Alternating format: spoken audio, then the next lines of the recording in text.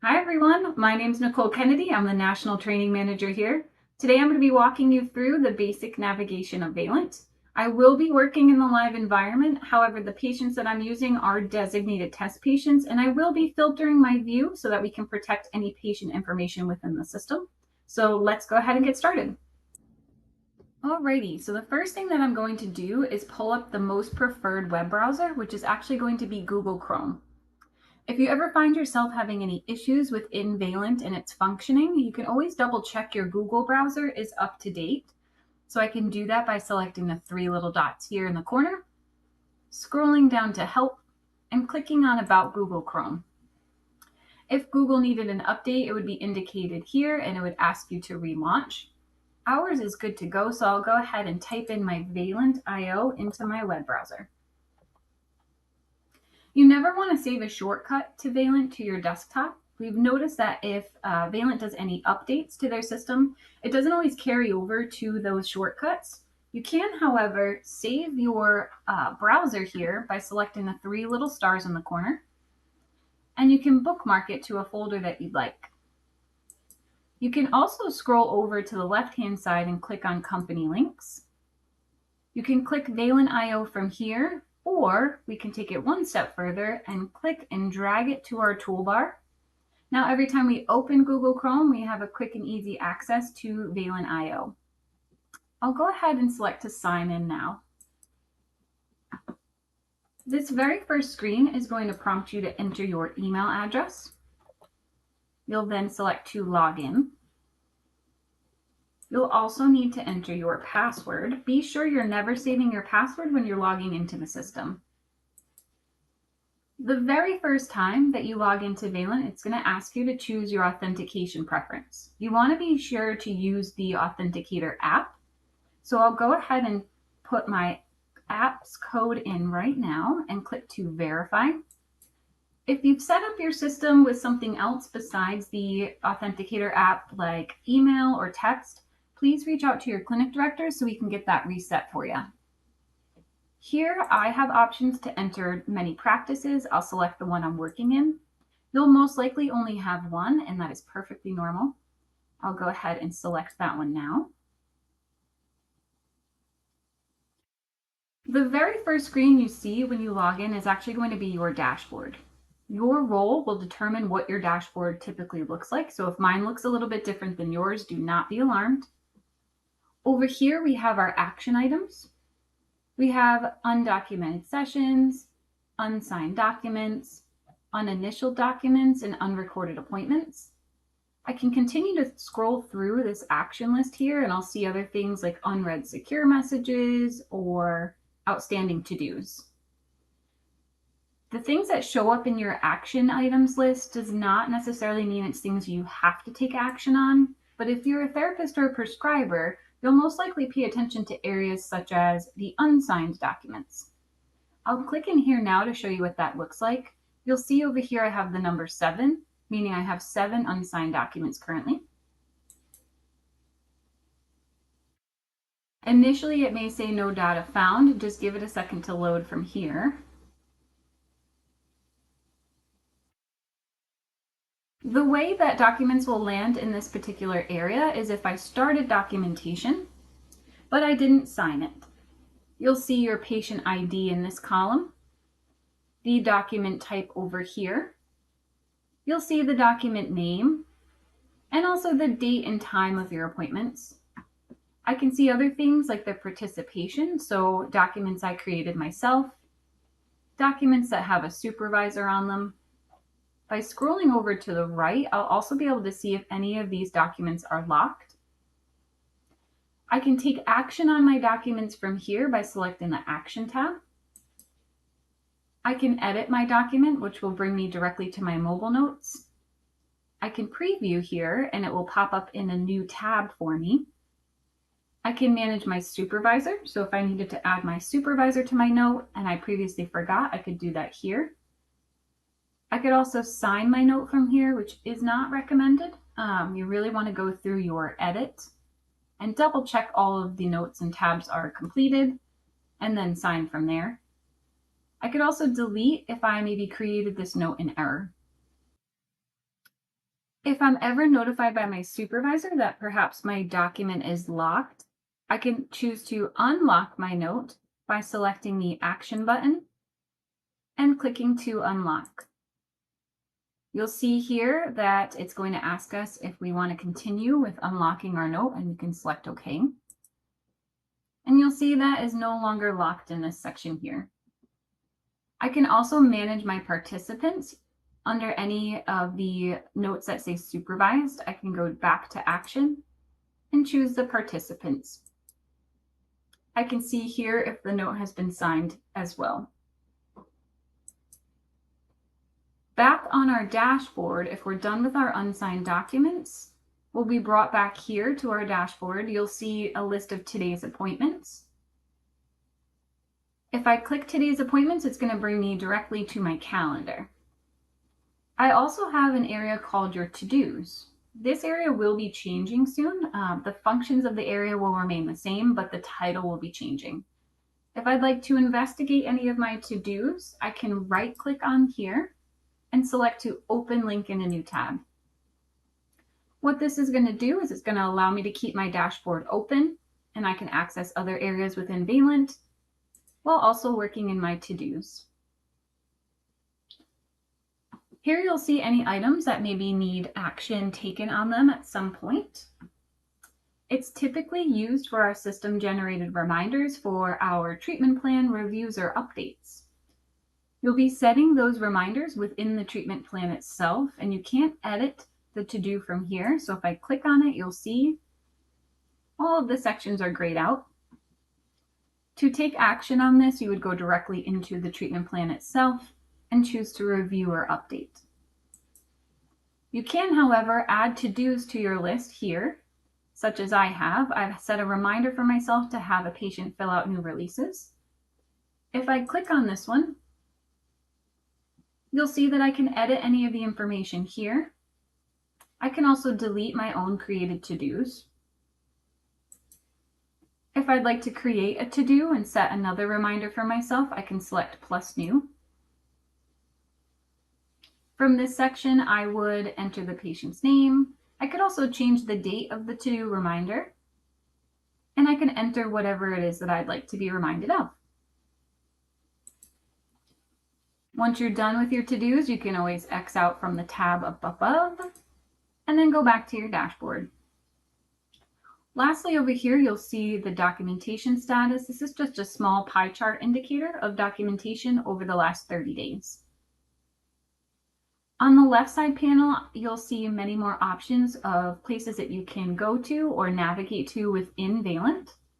The first area I'm going to show you is your favorite section. When you first log into Valant, your favorite section will be blank, and I highly recommend that folks add their unsigned documents, calendar view, patients, and uninitialed documents. To manage your favorites, to add or remove, you can select Manage Favorites. Anything showing up here on your right-hand side is what's going to be listed in your favorites categories.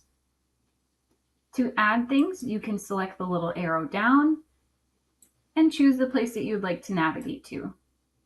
So if I wanted to add this particular section of Valant, I can. And if at any point I want to remove it, you'll just select the little X. Setting up your favorites is going to allow you to have quick access to some of the most frequently used items within the system. Once you get more familiar with Valant, you'll find yourself maybe navigating to specific areas, like perhaps somewhere in reporting or billing, so you can enter those into your favorites at any time as well. To minimize these categories, you can just click on the header and it will minimize that for you. For the first half of the training today, we're going to be spending some time in the Persons and Institutions section, focusing on the Patient section of that area.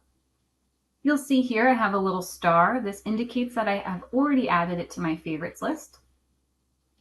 To open the Patient section, I'm going to right-click and select to open link in a new tab.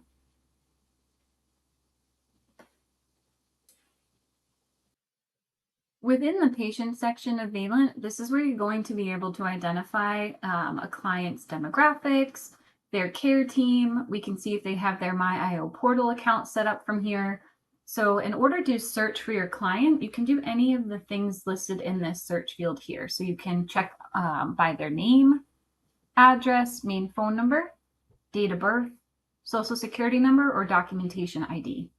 You can also search here by their patient ID. So their patient ID is going to be the first 3 letters of their last name in combination with the first 3 letters of their first name.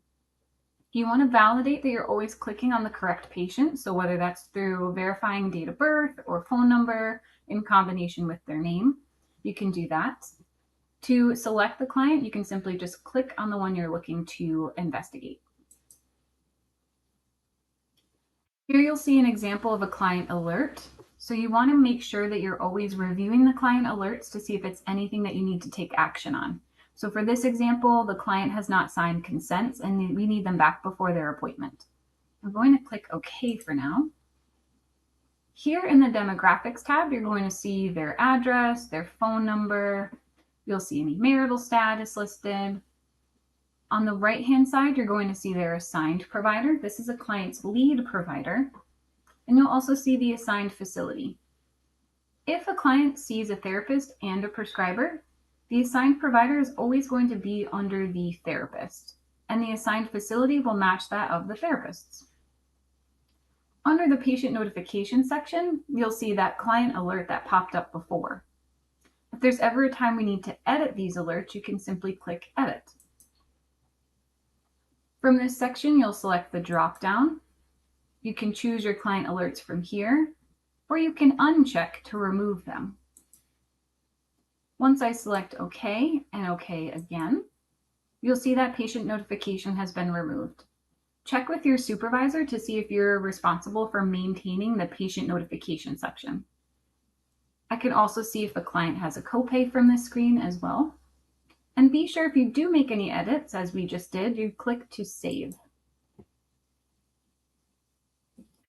The next tab we'll review is the Custom tab.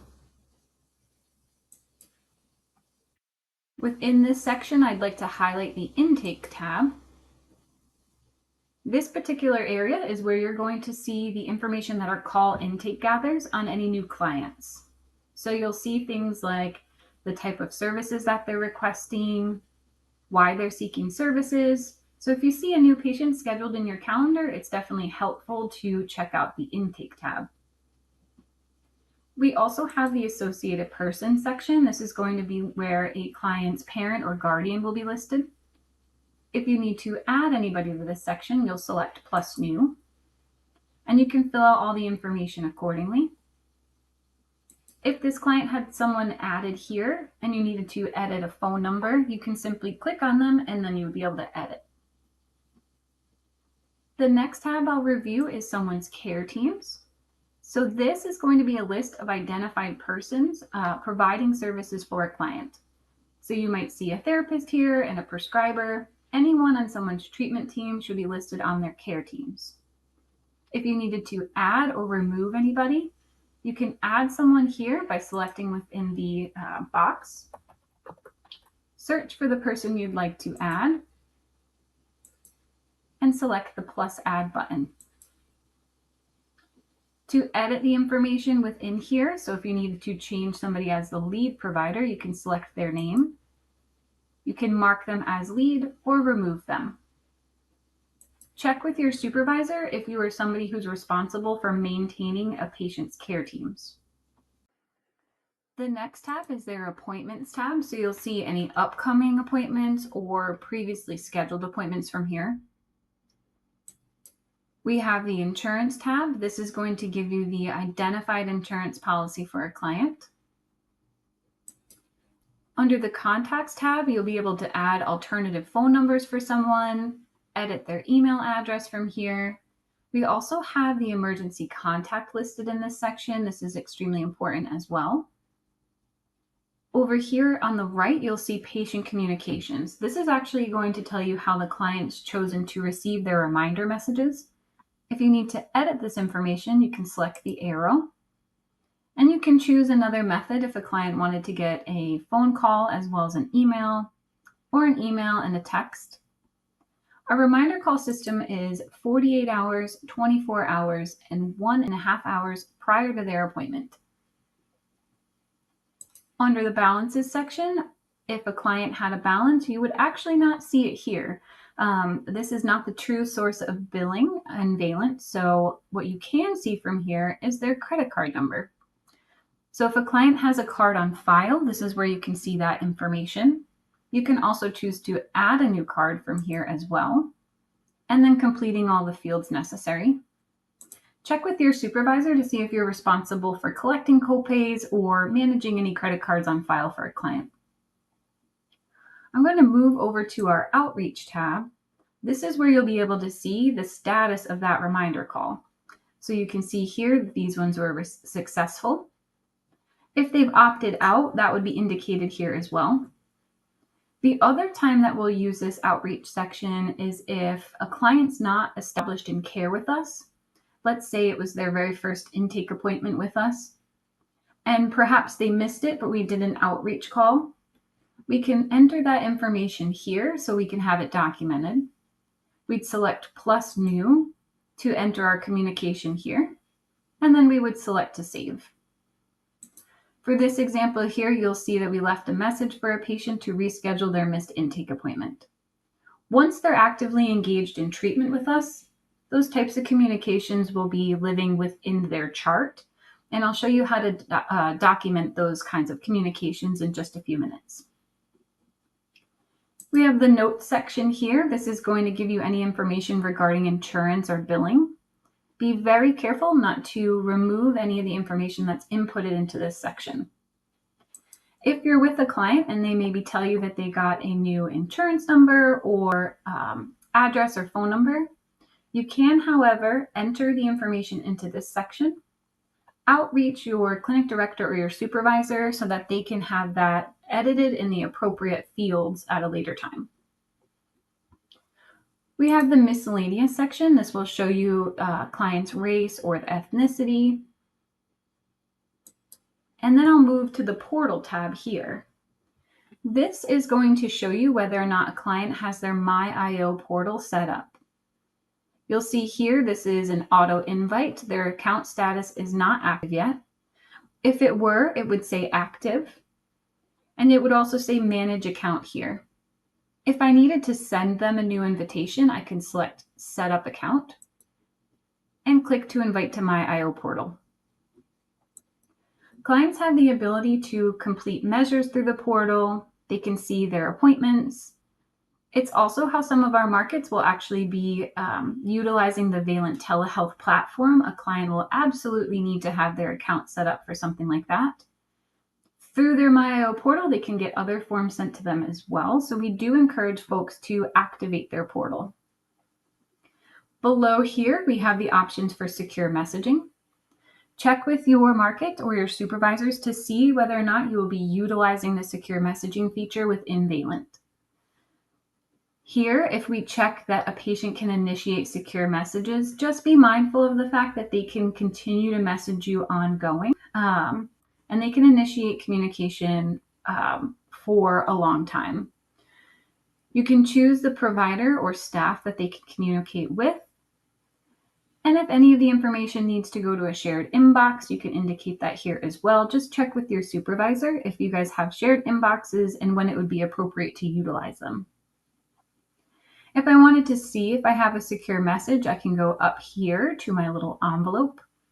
You'll see I have an indicator of 1 in this section. If I click on my envelope, I'll be brought to my inbox for my secure messages. Here it looks kind of similar to an email. To review the message that's in my inbox, I can simply click on the message. And then I can review or reply from here as well. You need to be sure that you're always saving any of these communications to the client's record. And to do that, you'll select the little save icon in the corner over here.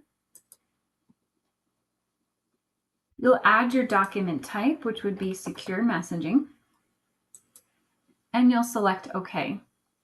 Any communication that you're having with the client really needs to make sure that it gets back to their chart And this Patients tab is not technically part of their record, so we always want to be saving any secure messages that we may be having. Once you've saved the message to the chart, you are good to go. I just want to show you one more area within the Patient tab, which is going to be the History section. Here you'll see any edits that have been made within the Patient tab. Next, I'm going to review how do we find a client's chart. So if you're in the client's Patient tab, you can click on their name and you can select to open patient chart from here. You'll see I have my dashboard open, the Patients tab, and now I have their chart. If I were not in the Patients tab and I wanted to find a client, I can do so from my dashboard, and I'll show you that now. You would click inside of the open patient or open chart box, and you can search for your client in similar ways that we did when we were searching in the Patients tab. I only have a filtered view on right now, so this is why I see only 2 clients, but you can search for your client here. And again, I'll be brought back to that same chart view I just showed you a few seconds ago. This is the overview section of a client's chart. If I would like to get back to that patient section where I saw their demographics and care teams, I could click patient on their name here. I'll also see other things from this very first screen in the overview, like their default billing diagnosis. If I were to click this, it brings me over here into their chart. Their previous and upcoming appointments, if I were to click this, it would bring me to my calendar. We also have this internal notes section. This is for internal practice use only and is not part of the patient chart. It is also not to be confused with any client alerts or the notes section within the Patients tab. On the right-hand side, I have documents. If I click this, again, I'll be brought to this section of the client's chart. Same for medications, allergy information, pending lab requests, and patient tasks due. I'll review the left side panel now. So if I click on diagnosis, you'll see any current diagnoses for a client. In the document section of the chart, you'll see their treatment plans, intake notes, any contact notes. We'll see other documents that might have been uploaded into this section as well. You will never be documenting a client appointment from this section of their chart. That will all be done from your calendar. You will, however, document things like telephone calls with clients. So if I had a brief telephone call with a client, I would document a contact note, and I'll show you how to do that now. You'll go up to New and select New Clinical Note. From within this section, you'll choose your document type and be sure to confirm that you're documenting on the correct patient here. Your document type is going to be contact note. You can go ahead and select OK. From this area under content, this is where you're going to be entering the type of communication that you might have had with your client. Here in the content section, this is where you're going to summarize that phone call with your client. So let's say patient called provider to discuss the difficult day they were having. I then can elaborate further detail, summarizing that type of communication. Under details, it's going to be very important for you to change the name of your note. You want to summarize that phone communication that you just had. So let's say I'm summarizing it by naming it patient called regarding their difficult day. I'll show you why this is important in just a second. For this example, we won't be billing for this type of a phone call, so I'm going to do a DOC, documentation non-billable code. And I'll be sure to preview. This will allow me to proofread that communication and see what that note will look like.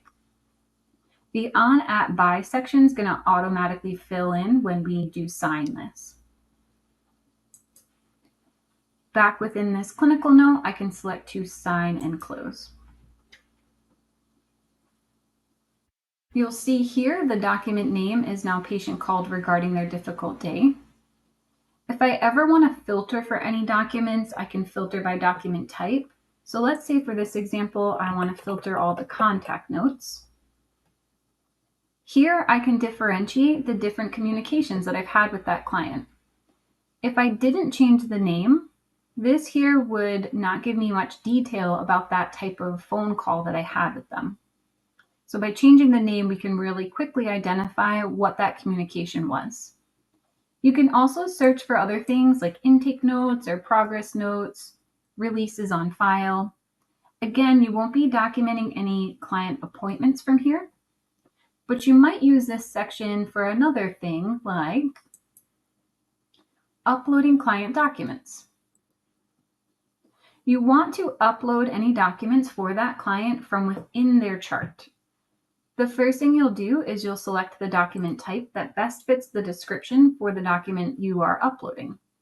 So let's say for this example, a client gave me their new insurance card. I want to make sure that I save the document, the name of the document, to best match the document's description or the document type.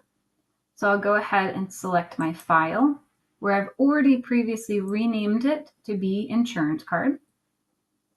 And then I can select OK. You want to always validate that you're scanning in or you're uploading any documents into the correct chart. And then you want to remove that information from your device after you've uploaded it. So we don't want to have patient information floating around on your personal devices.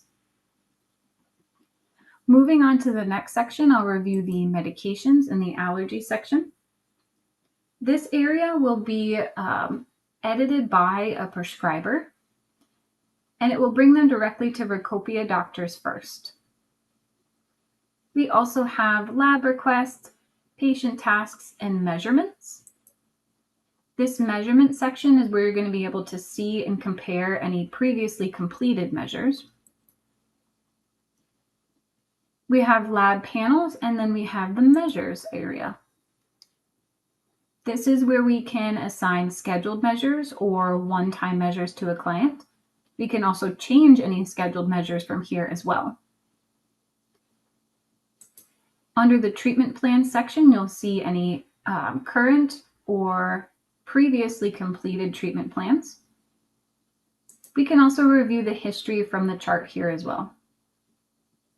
At any point, I can refresh, and if I need to get back to my dashboard from the client's chart, I can select the dashboard button.